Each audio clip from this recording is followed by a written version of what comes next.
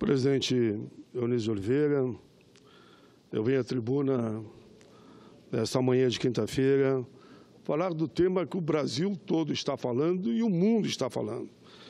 Me refiro à portaria 1129, de 13 de outubro de 2017, editada pelo ministro do Trabalho, que altera profundamente o conceito de trabalho escravo no Brasil.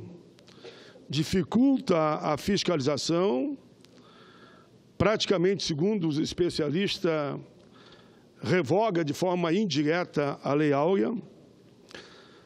Da leitura do artigo 149 do Código Penal, nota-se claramente que, para definir trabalho escravo moderno, exige-se a ocorrência de um dos 4 elementos, a saber, trabalho forçado, servidão por dívida, condições degradantes ou jornada exaustiva. A referida portaria retira da definição de condição análoga à de escravo as condições degradantes, estabelecendo a existência de cerceamento de liberdade como condicionante para a sua demonstração. Bem assim, para a jornada exaustiva, ou seja, desaparecem os 2 instrumentos principais que o Brasil e o mundo aprendeu a respeitar para combater o trabalho escravo. Outro ponto grave, a portaria impõe a ausência de consentimento como cláusula para demonstrar trabalho forçado. É notório, senhor presidente, que a portaria extrapolou os limites, avançando em matéria reservada em lei, em sentido estrito, além de usurpar o papel do Congresso Nacional. A portaria evidencia a falta de compromisso no combate ao trabalho escravo. O trabalho escravo é a face mais cruel do tratamento desumano e a forma mais vil de atacar a dignidade da nossa gente, do trabalhador. Infelizmente, apesar de todo o esforço, ainda convivemos no Brasil com essa prática nefasta. Segundo dados do próprio Ministério do Trabalho, nos últimos 20 anos, 50 mil trabalhadores em situação análoga à da escravidão foram salvos, resgatados, o que significa, na verdade, que há um número ainda muito maior de pessoas que permanecem em condições desumanas. De fato, de acordo com as estimativas divulgadas por organizações, há nesse país mais de 150 mil trabalhadores em situação análoga à de escravo. A escravidão moderna, segundo o economista e professor da Universidade de Aberdeen, Sindron Carra, é 30 vezes mais lucrativa do que a escravidão praticada nos séculos XVIII e XIX. Segundo o economista e professor, o lucro total auferido por esse mercado infame, desumano, cruel e assassino, eu diria, que muitos morrem sob a escravidão, atinge a cifra anual de 150 bilhões de dólares, dos quais 50% provém da exploração do trabalho escravo, exploração sexual de mulheres e crianças. As diversas entidades ligadas ao mundo do trabalho manifestaram-se ontem e hoje também contrários e lembram o retrocesso que representa essa portaria para o combate ao trabalho escravo.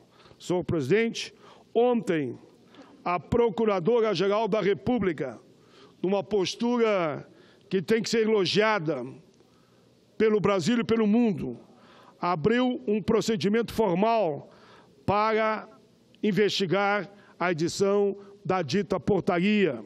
Recomendou ao ministro do Trabalho que revogue essa portaria no prazo de 10 dias, pois está eivada de vícios, de ilegalidade, afrontando a Convenção 28 e 105 da OIT, ao condicionar a caracterização de trabalho escravo contemporâneo à restrição de liberdade de locomoção da vítima. Senhor presidente, o apelo que eu faço aqui a Vossa Excelência: seria fundamental que essa Casa aprove a urgência para a aprovação do PDS 190 de 2017, assinado por diversos senadores. Eu fui um deles. Esse, no caso, senhor presidente, assinado também por senadores que não estão aqui presentes, mas pedi que eu registrasse a presença, como Lindbergh, Paulo Rocha, senadora Regina Souza, esse e outros senadores. Concluindo, senhor presidente, 21 estados decretaram greve em relação a essa portaria, greve dos auditores. A PEC, senhor presidente, que trata do trabalho escravo, foi aprovado por essa Casa num amplo acordo em 2014. Depois, o relator foi indicado o senador Romero Jucá. Foi feito um grande acordo, senhor presidente, e foi passado para que eu fosse o relator dessa regulamentação da PEC. Estamos próximos a construir um grande acordo, senhor presidente. Eu já, senador Cristóvão Buarque, com enorme satisfação, uma parte de Vossa Excelência, dentro do meu tempo, de fato, eu estava terminando. Vossa Excelência, com a palavra. Senador Paim, eu fico satisfeito que o senhor tenha trazido o assunto, e eu acho que ninguém aqui tem mais credibilidade do que o senhor sobre isso. Eu creio que é um dos gestos mais absurdos do governo do presidente Temer. E olhe que ele tem cometido muitos atos absurdos. E, nesse caso, não basta esse decreto legislativo, acho correto para parar, mas se o presidente não demitir esse ministro, ele, de certa forma, está sendo conivente. E é por não demitir ministros que fazem coisas desse tipo, que a cada dia a gente descobre que tem mais um ministro fazendo algo desse tipo e que depois até ele veta ou suspende, como recentemente, a proposta de abrir para exploração uma área protegida na Amazônia. Ao ponto de que deve ter gente se perguntando se ele não combina com o ministro, para o ministro fazer um dia e ele vetar no outro, e ele fica bem, e o ministro continua no cargo. Eu quero aqui enfatizar que algo desse tipo, que não é apenas um simples erro, não é apenas um retrocesso, como alguns têm dito, social, é mais que isso. É a sinalização de um crime contra a humanidade. Em um país onde, durante 350 anos, condenamos os negros à escravidão, que fizemos uma abolição sem dar a escola e sem distribuir terra para os ex-escravos. Mantemos até hoje preconceitos raciais, embora alguns digam que não existe. Mas está aí, na cara. Entre os analfabetos, a imensa maioria de negros, os que não terminam o ensino médio, a imensa maioria de negros, os salários dos negros é mais baixo, tudo resquício de uma escravidão. E vem um decreto desse tipo. Ainda que não fosse ruim, e é muito ruim, seria um símbolo negativo de uma marcha para o progresso do tratamento condigno de todos os brasileiros, sem essa diferenciação entre alguns que terminam sendo escravos do tipo do século XXI, que não é igual ao anterior, mas também é imoral.